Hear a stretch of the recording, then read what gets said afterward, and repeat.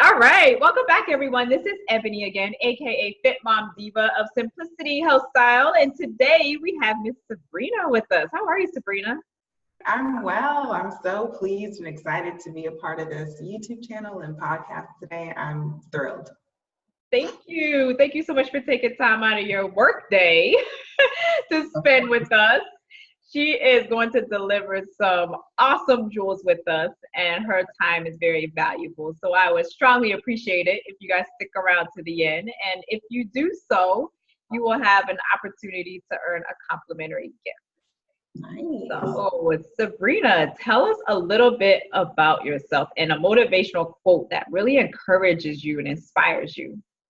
Okay, sure. So I am 27 years old, Marylander, born and raised in Maryland. I've never lived anywhere else my entire life. I'm an only child.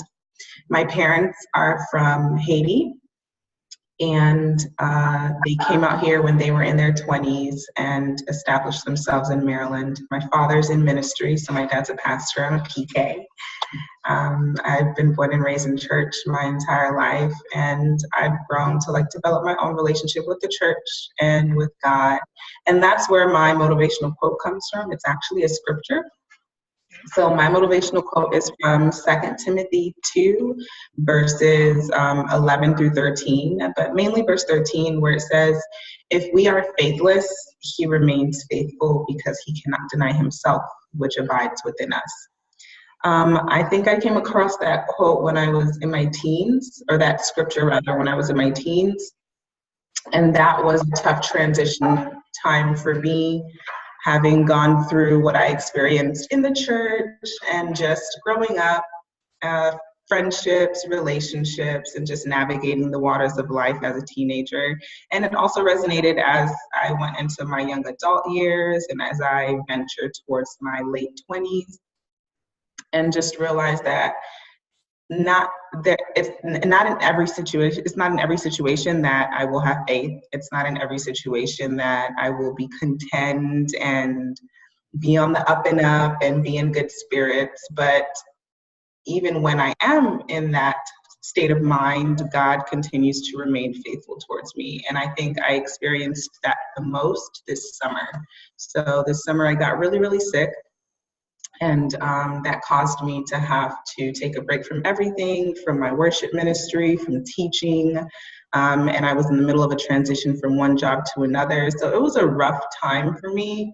And I wasn't really feeling like keeping the faith or anything like that. But it all worked out for my good in the end. And I'm still in that journey right now. But I would say that that's the verse or scripture or quote that resonates with me the most.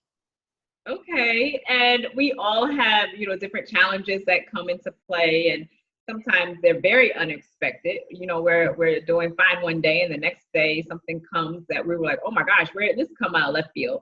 Right. We have to figure out how to maneuver through that and around that sometimes. So can you talk a little bit about a time in your life, and you can talk more about that particular experience if you want to, a time in your life where you didn't necessarily see the light at the end of the tunnel and had to overcome some obstacles and unforeseen circumstances, but at the end of the day, you were able to bring your goal to fruition? I think I'm still in that process right now of bringing my goal to fruition. So I'll talk about my most recent situation. This summer, I was diagnosed with an autoimmune deficiency, and it's psoriasis and rheumatoid arthritis. And I would have never thought that psoriasis was an autoimmune deficiency. I thought it was just dry skin or eczema or eczema, as some call it. But it turned out to be something so much more than I could ever imagine. And certain people have different triggers. Some people, it's the food that they eat. Some people, it's the material clothes that they wear. They may be allergic to certain things. And some people, myself, stress is what triggers it. So I can say I've led a high stress level life from probably 18 to about now. But that's always been by choice. It's never been extremely overwhelming or put on me. I've always been what I guess you would say a workaholic. So as soon as I turned 18, I started working for the county teaching piano after school, all while going to college full time. So I commuted to UMBC in Baltimore, Maryland. And right after classes, I would dash out from Baltimore and drive all the way to Potomac, Maryland to teach piano after school. But I thrived on being busy. And that was my life for like the last 9 years. School, piano, church activities. That was literally all my life revolved around. And as I entered corporate America, it became work, teaching piano, and then church activities. So at my father's church, I do work heavily within the music ministry and the youth ministry. And I love all of that. But last year, I entered a new relationship. And that was different for me because I had been on my own for about 6 years. So I was living the single life, which is why I had the bandwidth to participate in so many different activities and not feel like I'm neglecting anyone but my dogs, maybe. So that relationship wasn't necessarily stressful, but I don't think that I was mentally prepared for the ups and downs of relationships, especially having been on my own for so long. So when I did reach that point where we didn't see eye to eye or things didn't go the way that I meticulously planned them in my head, my body shut down on me because I just didn't know how to handle it. And that was like the icing on the cake of everything that I was dealing with, of all of the hustle and bustle of everyday life, where my body probably did need a break and I wasn't ever really listening to it and just kept going and going and not ever really recharging.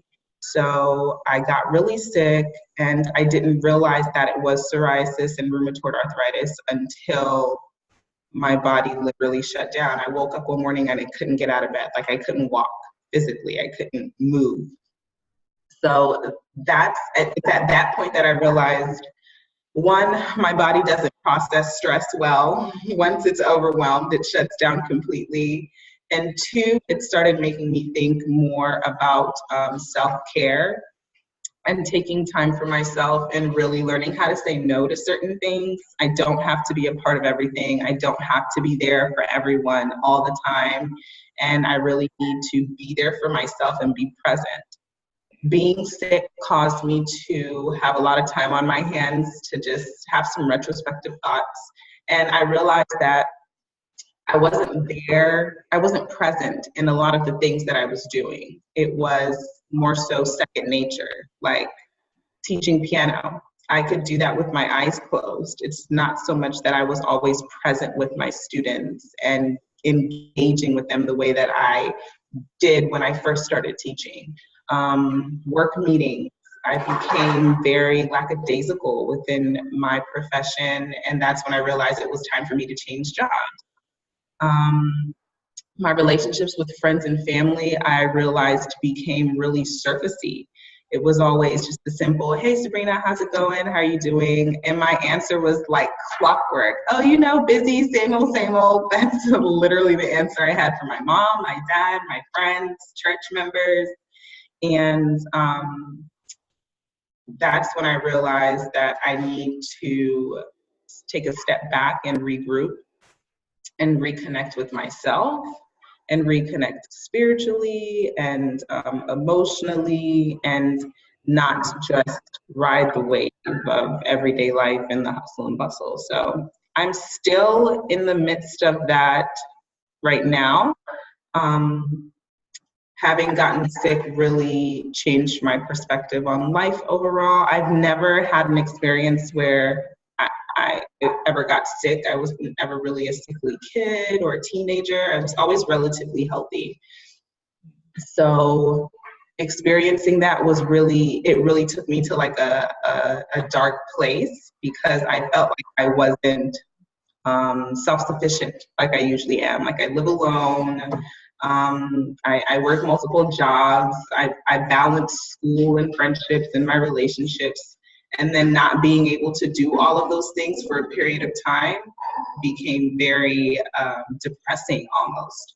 So having to come to terms with the fact that maybe I am a little depressed during this season and maybe I do need to take a step back and disconnect from a lot of the things that I'm stretching myself thin for. That was a hard realization to come to. And I think I'm still coming to terms with it now, but I'm in a better place than I was this summer. And growth is everything. Change is everything, and I'm learning to embrace the growth and the change and the experiences as they come. So I would say that's my challenge. I do believe that there's a light at the end of the tunnel. I don't think that I saw it that much this summer. If you asked me this in June, I would be like, I'm miserable.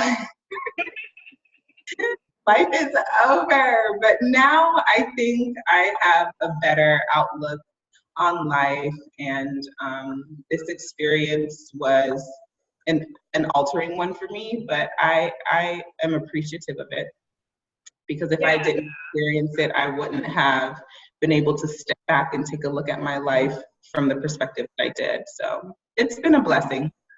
Yeah, I totally agree that even when you can, even when you go through things, you can still look back on it and appreciate what you learned through that experience. And then to also see that you're capable of getting through almost everything, if for you to feel like, oh my gosh, my life is over, this is it. Yeah. And here you are today talking about the situation and smiling about it, Right. It just shows you your inner strength. I know that for some people, they feel like it's the end of their rope also when they don't feel like they have a lot of social support. So talk a little bit about any kind of social support that you had and what people can do when they really feel like they don't have the support, because we all realize that in order for us to accomplish our dreams quickly or quicker than what we had thought that we were going to accomplish them, we reached out to somebody. And those people may not always be people that you necessarily have grown up with or people in your immediate family. It could be anybody. So can you talk a little bit about social support and how that helps us when we're trying to put our gifts out there into the world and live a purpose-driven life, and talk about your own support network?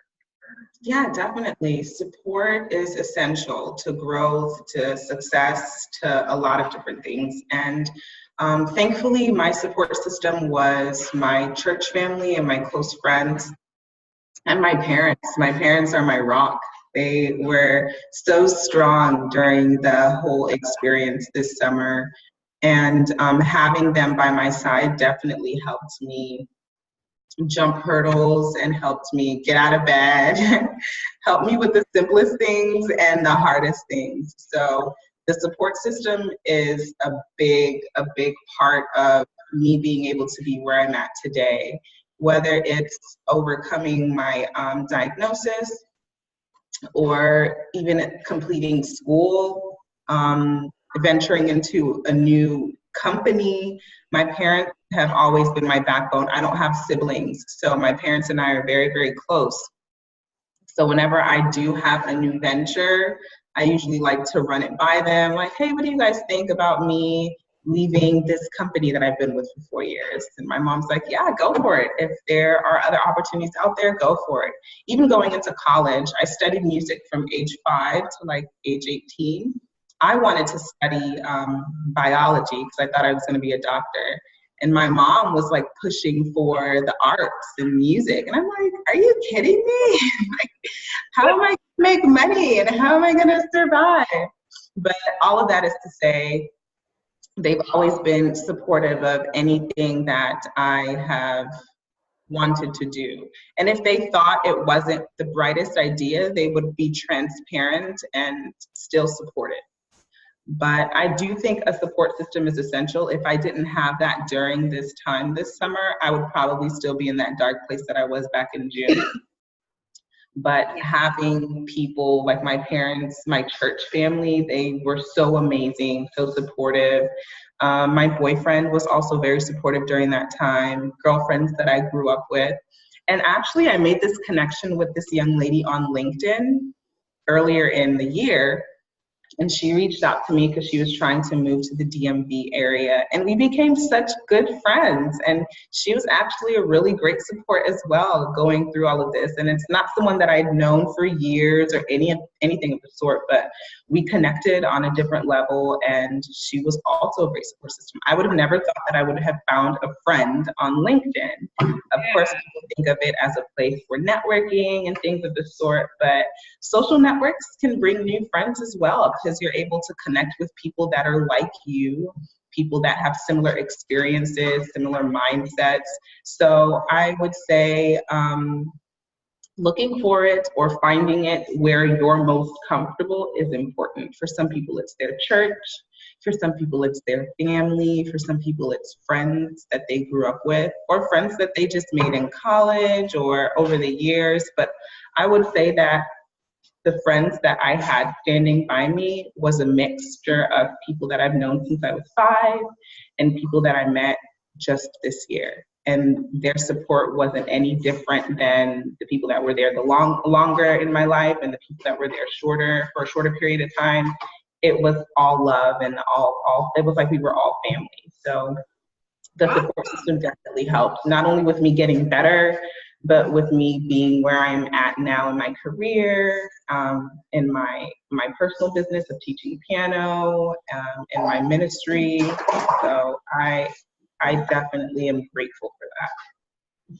Yeah, and I love how you talked about social media, because sometimes people can say, I don't know anybody and I would love to do XYZ and I would love to go this place and that place. And, I've had this dream in me since I was 8 years old, but I don't really have anybody to help support me. But I think social media is an awesome place to find people that are of similar mindset, and they will help you a lot quicker sometimes than the people that are right around you. And it's so easy to find people that have very similar interests. I mean, there's so many groups online and so many different ways to connect with people that you might not have necessarily met if you were just relying on going to your typical church setting, school setting, place, So I would definitely suggest utilizing social media, and then also using just the online space to find local community. Yeah. Because there are many local communities and groups set up that you may not be aware of that can be found by just doing a quick search online. So having said everything that you said today, we all know that in order for us to realize our dreams more effectively, we have to take care of ourselves. So can you talk a little bit about maybe some of your challenges that you're facing right now with self-care and wanting to be, a busy lady and being productive in society, along with your health conditions, and what kind of encouragement could you give, or even like tips, self-care tips that you could give to somebody that may have worked for you in the past? Wow, that's a big one, because I'm still in the midst of learning what my self-care routine really is. I've realized that putting the pressure on myself of having a set routine is overwhelming. So I've really just taken it day by day since the summer. Whether it's doing one small thing or a couple of things throughout the week, such as I love to read, but me being such a busybody doesn't give me the time to really just disconnect and decompress with a book. So I've learned to take that time aside and just, even if it's 30 minutes, just to read a chapter of one of the books that is sitting on my bookshelf collecting dust. And I find that it makes me so happy. I sleep peacefully. It's like a lullaby. It puts me to bed instead of having to rely on screen time until I get into zombie mode and then finally fall asleep. So reading is a big one for me. Something as simple as getting a mani-pedi. Just being able to sit in a chair and be pampered and not have to be the one doing the pampering or doing the taking care of. That's a big one for me. Sleep is good. I feel like I missed out on it so much, having been making so many commitments to so many different activities and so many different people, to the point where I would double book myself so many times and not even realize it. That's how busy I was. It was just absurd, honestly. So learning to take that time out, and the sleep thing, I'm still trying to get the hang of it because I'm such a night owl. Yeah. Find myself just awake for no reason. It's really, really bad. So, but I've learned that the more sleep I get, of course, the more energized I am, the less cranky I am, the more awake and lucid and present I can be throughout my day in meetings or in conversations with people. I'm not as short in my text messages. I actually take the time to respond and have a legitimate conversation with friends or family. So I found that sleep definitely helps. And it's helped with my healing process as well. When I got sick, I had to take a lot of like really strong medications that really threw my equilibrium out of whack. And I kind of got to a point where I was just tired of depending on them Yeah. and decided that I was going to try the holistic route and try changing my diet, try sleeping more, drinking more water, making lots of smoothies, and eating a lot of anti-inflammatory foods and vegetables to help with the arthritis and the psoriasis, because it's all about inflammation, really. And I found that that really helped. I would have never thought. I am the queen of eating pizza and burgers and wings and just stuff that I shouldn't be eating all the time, stuff that I should be indulging in every now and then. And I'm still in the process of learning to change the diet. It's baby steps, but the juicing has definitely helped significantly. And I've since then been able to wean off of the heavy meds that I was taking, which really made me like lethargic and groggy and just sunk me a little deeper into that depression that I was falling into.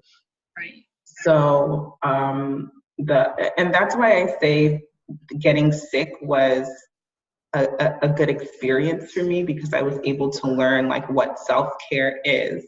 I never really understood it before, or not so much understood it, but never really cared for it before. I just kept going with the flow. Woke up, I was just like a zombie, really, just did everything by second nature. It wasn't really that I was present or really enjoying it even at one point. But learning to say no has been another part of my self-care journey. I don't have to be at every birthday party. I don't have to be at every outing.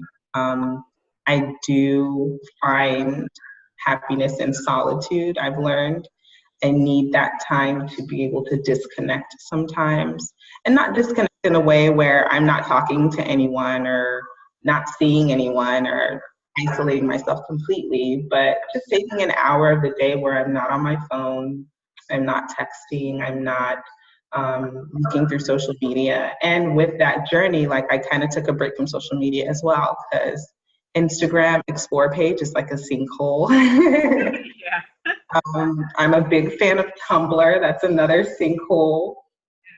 I would say Instagram and Tumblr are my favorites, and Facebook can also be another sinkhole as well. So I just deactivated everything, not because I'm against social media. I love social media.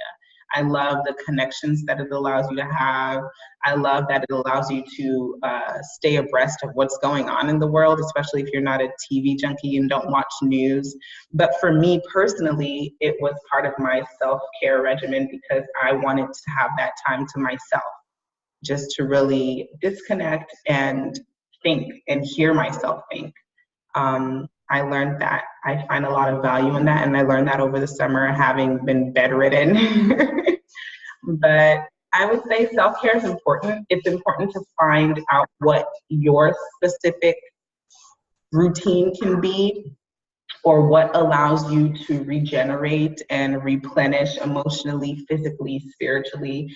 I would say the best one is sleep. Trying to eat well, even if it's not like, oh, I'm on a diet and I'm not eating XYZ anymore. That's not necessarily what it has to be, but incorporating a workout day or going for a walk, getting some fresh air, just really doing what makes you happy and not having to be on everyone else's agenda all the time. That's what worked for me. And I think it works for most people too, especially those who are busybodies and workaholics. Yeah. Being Yeah. busybodies, yeah. That's a very good words of encouragement for a lot of corporate ladies too, because a lot of them have a lot of responsibility at work. Right. Especially the more senior position ladies, and then they come home and they have responsibilities to the spouse, to the children, sometimes Yeah. the parents, and then they're still trying to find time for themselves by themselves. You know, so It's hard. yeah, it could be a lot to juggle sometimes, especially when something comes into play that you were unexpecting. You know, it's like, oh my gosh, I already had enough stress, and now I just had this come in, and I don't know where this came from out of nowhere, but now I got this to deal with. You know, so yeah, I think that everybody has their own self-care technique and method and what fulfills them and works for them. And I think that sometimes it could just be as little as 15-20 minutes a day. It doesn't mean you have to spend, you know, an hour or two that you don't necessarily have. Right. You know, I think that just doing that little bit, it feels better to you mentally and carries you further throughout the day. So it doesn't have to take a whole lot of time. And it doesn't even have to necessarily be that you go and spend money to do it. It could just light some candles and sit in your bathtub with some bubbles, take bubble baths. Yeah. It could be very simple. It could be you go to the gym for a half an hour. I mean, it could be anything. Everybody's different, but it's just so necessary, especially in fast-paced society. Yeah. Yeah. I would love for people to connect with you, and all of your contact information is definitely going to be in the description box so that if people want to connect with you and say, I know that you are off of social media at the time that we're recording this, but people can still connect with you via LinkedIn. That's correct, right? Yes. So you guys can connect with her via LinkedIn, send her a message if you feel like anything that she said resonates with you. If you want to, particularly if you're in the Maryland area, if you want to collaborate and meet up with her, she's welcome to that. And for those of you that are looking for an online community that you might not necessarily have in your local community, I invite you into my Nutrition for Busy Women Facebook group. It's nutrition, the number 4, busy women. And we're not just talking about nutrition from a food consumption standpoint. We're also talking about the mind, body, and soul. So any of you that are listening and that you feel like you would love some more encouragement with developing your life purpose, you want to receive help in the areas of health and wellness, you just don't know how to get back on track, it's been years since you've been your quote unquote best self, and you want that encouragement and support, we are all about supporting each other, and I love it. It's my passion. So I would love to be able to help you. And for those of you that did stick around to the end, remember I said you'll earn a complimentary gift. So if you choose to join my group, you will earn a complimentary gift. One is an assessment to help you understand what your personality traits are and what you can do in this world that's going to fulfill and light you up. Because I think that we all deserve that. I don't think that it's for a select group of people.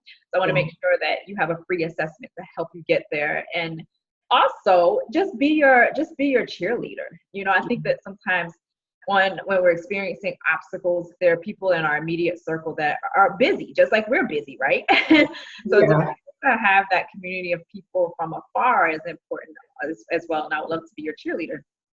Sabrina, do you have any last words of encouragement for the ladies that are listening today? Oh my goodness, ladies, make yourself a priority. It's important to make yourself a priority. If you don't take care of yourself, no one else will do it the way you're able to do it. And if you're not taking care of yourself, you won't be there for all of the other people that you're taking care of, which I know so many ladies out there are taking care of so many other things and so many other people. But what I learned this summer is that when you don't make yourself a priority and your body shuts down, all that other stuff continues on without you. And you don't want that way. So make yourselves a priority. Take care of you emotionally, mentally, physically, spiritually, in every and any way possible. And like Ebonie said, 15-20 minutes a day. It doesn't have to be a whole weekend vacation. Just make time for you. Listen to your thoughts and listen to your body, ladies. It's important. But I had a great time, Ebonie. Thank you so much for the opportunity.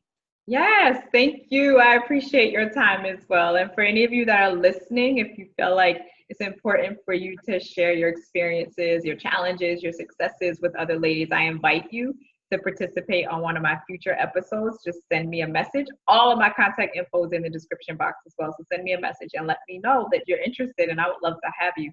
No matter where you are in the world, just always remember to live a life full of meaning, and purpose. Share this out to family and friends that you believe that can benefit, and I will see you in our next episode. I'll talk to you soon. Bye.